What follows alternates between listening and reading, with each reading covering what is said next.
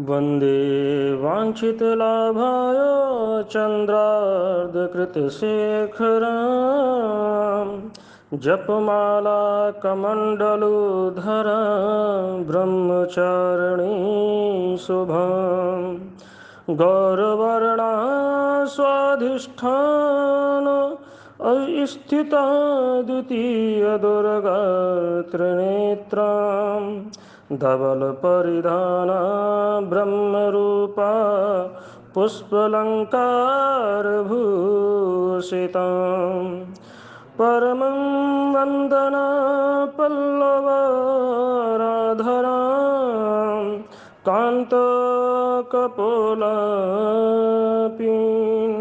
पयोधरां कमनीया लावण्यं स्मेरमुखी निम्ननाभिनितम्बनीम्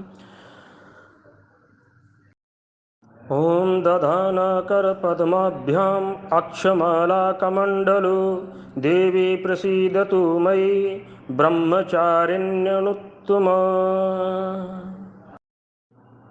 आज का बीज मंत्र है ओम ह्रीं श्रीं अंबिकाय नमः। जय माँ दुर्गे। आइए सुनते हैं माँ दुर्गा की दूसरी शक्ति ब्रह्मचारिणी की पावन कथा। माँ दुर्गा की नव शक्ति का दूसरा स्वरूप ब्रह्मचारिणी का है। यहाँ ब्रह्म का अर्थ तपस्या से है।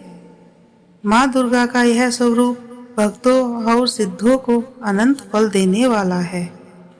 इनकी उपासना से तप, त्याग, वैराग्य, सदाचार और संयम की वृद्धि होती है।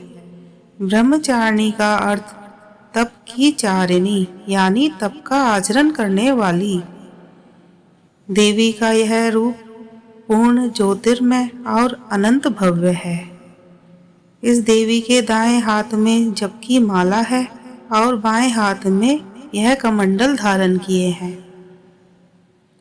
पूर्व जन्म में इस देवी ने हिमालय के घर पुत्री रूप में जन्म लिया था और नारद जी के उपदेश से भगवान शंकर को पति रूप में प्राप्त करने के लिए घोर तपस्या की थी। इस कठिन तपस्या के कारण इन्हें तपश्चारिणी अर्थात ब्रह्मचारिणी नाम से अभिहित किया गया। 1000 वर्ष तक इन्होंने केवल फल फूल खाकर बिताए और 100 वर्षों तक केवल जमीन पर रहकर साख पर निर्वाह किया। कुछ दिनों तक कठिन उपवास रखे और खुले आकाश के नीचे वर्षा और धूप के घोर कष्ट सहे। 3000 वर्षों तक टूटे हुए बिलपत्र खाए और भगवान शंकर की आराधना करती रही। इसके बाद तो इन्होंने सूखे बिलपत्र खाना भी छोड़ दिए। कई हजार वर्षों तक निर्जल और निराहार रहकर तपस्या करती रही।